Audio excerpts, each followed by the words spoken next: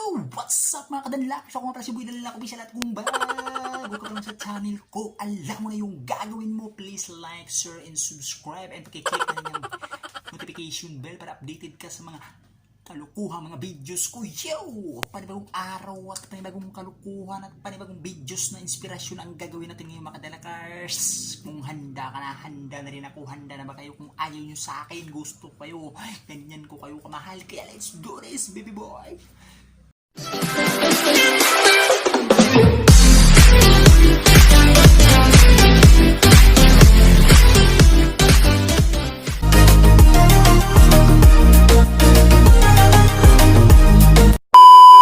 Mga kasangkapan para magtagumpay at umasinso ka sa buhay. Mga kadanlakers, marami. Hindi lahat ng tao nagtatagumpay sa buhay. Walang shortcut na daan patungo sa inaasam-asam mo na kayamanan. Magsisimula ka muna sa malubak at mapait mong nakaraan. Bakit ko nasabi? Alam niyo mga kadanlakers, gawin nating inspirasyon ang mga mahal natin sa buhay.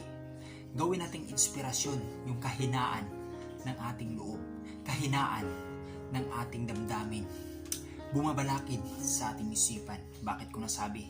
Yang mga yan, gawin natin yung motivation sa ating sarili. Kung napanghinaan ka ng loob, okay lang yan. Ipagpatuloy mo lang. Kung binabas ka ng tao, sinasabihan ka na walang talento, okay lang yan. Tuloy mo lang. Basta ito lang tatandaan mo. Lahat ng kahinaan na ano man ang mayroon ka ngayon sa sarili mo, yan ang magiging kalakasan mo pagdating sa dulo.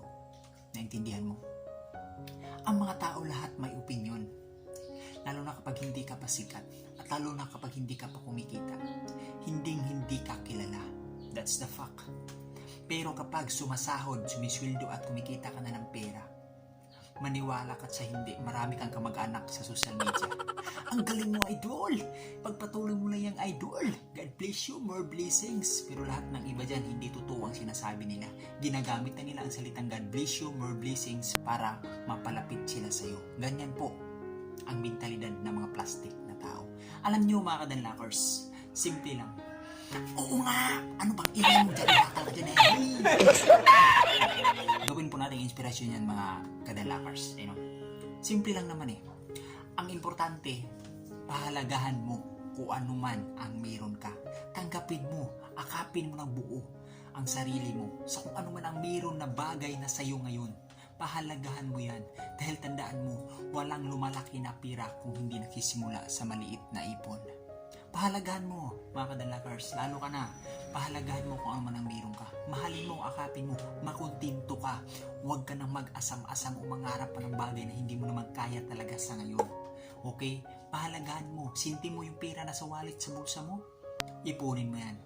Dahil tandaan mo, darating yung araw na yung pinagdaanan mo, kalupitan mo sa buhay, kahirapan mo, ay magiging lakas sa data, aspirasyon mo yan.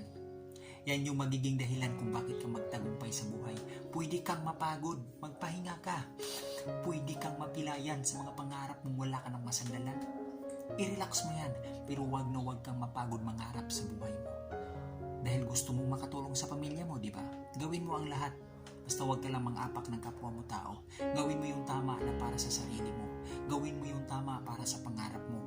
Gawin mo yung tama para sa pamilya at magandang kinabukasan mo kasama ng pamilya mo. Yun ang pinakamasarap. Tandaan nyo, alam natin kung gaano kahirap ang buhay ngayon. Alam natin kung gaano kahirap ang sitwasyon ngayon, lalo na't may pandemic pa tayong pinagdaanan. Pero mga kadanlakers, hindi po hadlang yan sa mga taong may pangarap sa buhay. Hindi po hadlang yan sa mga taong gustong umangat at umasinso sa buhay na kung ano man ang meron sila ngayon. Gusto mong mabago yung buhay mo, di ba? Pues, panindigan mo sa sarili mo. Patunayan mo mismo sa mga taong walang bilib sa'yo. Patunayan mo na sa ngayon, wala kayong tiwala at bilib sa akin. Maaring hindi pa napapanahon ang tagsibol mo sa kasikatan, pero wala pong panahon ang pagsikat ng tao. Nasa kung ano man, kung paano mo dalhin irespeto ang ibang tao, viewers mo at kung ano man, pahalagahan mo sila. Hindi nasusukat sa kasikatan ng tao ang maraming views. Hindi nasusukat sa kung gaano man karami ang views, subscribers mo. Ang importante, totoo kang tao, pinapakita mo at kung ano ka man sa sarili mo. Dahil tandaan mo, maaring ngayon inggit tayo sa iba na ang daming views, ang daming viewers kapag nag-LA sila. Pero tandaan tandaan mo, nagsimula din sila sa wala. Nagsikap lang sila para marating nila ang matamis na tagumpay sa kung anuman ang nangyayari sa kanila ngayon. Kaya hindi imposibleng mangyari sa atin yan, mga kadalakers. Kaya ituloy mo lang, huwag kang panghinaan ng loob. Magtiwala ka sa talento na meron ka, magtiwala ka sa Panginoong Diyos. At siyempre, huwag na huwag kang tumalikod sa kung saan ka nanggaling. Yang kahirapan, given na yan sa atin. Pinanganak na tayong mahirap, pinanganak na tayong may problema, pero nasa iyo na yan kung paano mo dalhin yan mismo sa sarili mo. Kaya mo yan, ikarga mo sa dalawang balikat, iangat mo. Huwag kang panghinaan ng loob. Kalabaw nga, araw-araw nagtatrabaho, nagre-reklamo ba? Di ba wala? Kaya ganun, isipin lang din natin kung gaano kahirap ang buhay. Mahirap na nga tayo, kung tatamad-tamad pa tayo, anong marating natin sa buhay? Di ba wala? Lahat ng umasinso, kung inggit ka lang ng inggit, puro ka lang lait ng lait, puro ka lang pangungutya, puro ka lang paninira, wala kang marating sa buhay. Tandaan po natin, ang kainggitan o pangungutya at paninira sa kapwa nagiging toxic sa ating sarili. Bakit ko nasabing toxic? Dahil kung puro lang inggit ang nasa sarili mo, wala ka nang nagawang tama. Kundi puro ka lang inggit na inggit ka kasi ganito ganyan, sana all, sana ganito ganyan. Yung ginagawa mong ganyan, kung yan ang ginawa mo sa sarili mo, ginawa mo silang inspirasyon na isipin mo na sana balang araw maging ganyan din ako. Hindi sana maganda yung narating mo ngayon, di ba? Katulad ko. Nakita nyo naman kung ano ang channel na meron ako. Kahit ano lang ina-upload ko, di ba? Kasi gusto ko ang ginagawa ko. Mahal ko ang ginagawa ko. Ang magpapatawa ng tao, ang magpapaiyak, ang magpapainis, ang magpapakilig. Lahat ng yan ginusto ko. Nagiging komportable ako sa lahat ng ginagawa ko. Bakit? Mahal ko ang ginagawa ko. Kung saan ako mas magaling, doon ako nagpupokus. Kasi doon ka mas maging masaya, doon ka na mas laging lumiligaya. At marami ka pang taong napapangiti at napapasaya. Di ba? Hindi lang dito sa Pinas, pati sa ibang bansa. Yung mga bagay na dumating sa akin, yung mga blessings na dumating sa akin, yung mga taong nagbibigay sa akin ng tiwala, hindi ko hiningi yan. Kusa nilang binigay. Bakit? Hindi ko rin maintindihan. Doon pumapasok yung kasabihan na hindi ka man pinalad sa views, hindi ka man pinalad sa buhay, pinalad ka naman sa totoong kaibigan, pinalad ka naman sa blessings. Yun ang ipagpasalamat mo sa Panginoong Diyos, mga kadalakers. Lahat tayo may kahinaan, lahat tayo may kalakasan, pero ito lang po tandaan natin na kapag pinasok natin ang mga bagay na alam mong hindi madali, dapat handa ka mismo sa sarili mo. Dahil hindi lahat ng tao ay believe at agree sa mga ginagawa mo. Kahit tumutulong ka na, kahit ikaw na yung tumulong, ikaw pa yung may malasakit, ikaw pa yung masama sa tingin ng iba. Yun yung mga taong walang tamang ginawa, kundi sirain at hilain ka pababa. Totoo yan, mga kadanlakers. Pero kapag may gustong gawin yan at kailangan ka nila, maniwala ka sa hindi. Daig pa yung tuta na nabasa sa tubig, sobrang bait. Yan po ang mentalidad ng mga taong walang tiwala at puro lang paninira at pangungutsa yung alam sa buhay. Huwag tayong mawala ng pag-asa, mga kadanlakers. Yung kahinaan mo, yung kahihiyan mo, gamitin mo yan. Alisin mo yan sa sarili mo. Mas maganda na yung may kaba at may takot. Kasi kapag komportable ka sa lahat ng bagay, wala kang magawang tama. Mas maganda yung may pangamba, may takot, at may hiya. Kasi importante yan sa ating sarili. Diyan mo masusukat na kung gaano kataas ang respeto mo sa sarili mo at sa ibang tao. Okay? Huwag kang magpapadala sa dinidikta lang ng bibig ng iba. Maniwala ka sa kung anumang mayroong na talento ka sa sarili mo. Okay? Baguhin mo yung sarili mo. Baguhin mo. Hindi para sa ibang tao, kundi para mismo sa sarili mo at sa kinabukasan mo.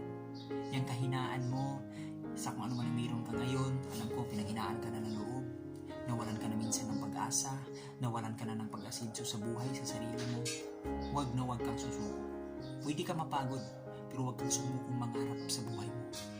Huwag kang sumuko. Tandaan nyo, hanggat may pag-asa, hanggat may buhay, hanggat may signal, may pag-asa. Marating yung araw na masasabi mo na lang, lahat ng pinagdaanan ko dati, pinagtatawanan ko na. Bakit? Kasi yun yung nagiging hagdan sa kung ano man ang tagumpay na paparating sa ating buhay. So yun lamang po, mga kadanlakers. Maraming salamat sa pakikinig at panonood nyo dito. Kung nagustuhan nyo ang kwento natin ngayon, pakishare, like, and subscribe naman sa channel ko. At syempre, sa kung ano man ang hamon na dumating sa ating buhay, huwag po tayong makalimot magpasalamat sa Panginoong Diyos dahil siya po ang tanging lasandalan sa lahat, lalapitan sa lahat kapag may kailangan. So kailangan din natin siyang pasalamatan, mga kadanlakers, sa mga blessings na dumating sa atin araw-araw, sa magandang buhay, sa magandang umaga na bigay niya sa atin. So maraming salamat sa inyo, mga kadanlakers. At bukas, mga kadanlakers, viewers, huwag niyong kalimutan 7 PM Pinas time, may guest po ako kay Jeans Vlog. At dito po, ayan, ayang channel na yan, yung La Familia VIP Labs, dyan po ako magigis bukas. At dyan mo malalaman kung ano nga ba ang buhay na mayroon si Boy Danlak. So mga kadalakers, abangan yung bukas. So bago matapos to, siyempre, isa-shout out ko lang muna yung mga viewers ko, sa lahat na nagtiwala sa akin. At siyempre, sa La Familia VIP, Labs La Familia, Not Family. Maraming salamat sa Team Virgin. Maraming salamat sa inyo mga kadalakers. Talagang sobrang bliss lang talaga ako siguro sa buhay. Maraming salamat. No? Lahat tayo, bliss tayo sa buhay. Yung kamalasan, normal yan. So mga kadalak, maraming salamat and ingat kayo lagi and happy Friday sa lahat. And lagi ko nga sinasabi, small YouTubers, God first. Ay, sa asawa ko, I love you loves. Nidas channel. Oh my goodness. Thank you. Ay, kay Dins Manunggay, idol, love you. Bye, time. Ay guys, puntahan niyo pala si si Neldino Cherry kasi may premier. Prank.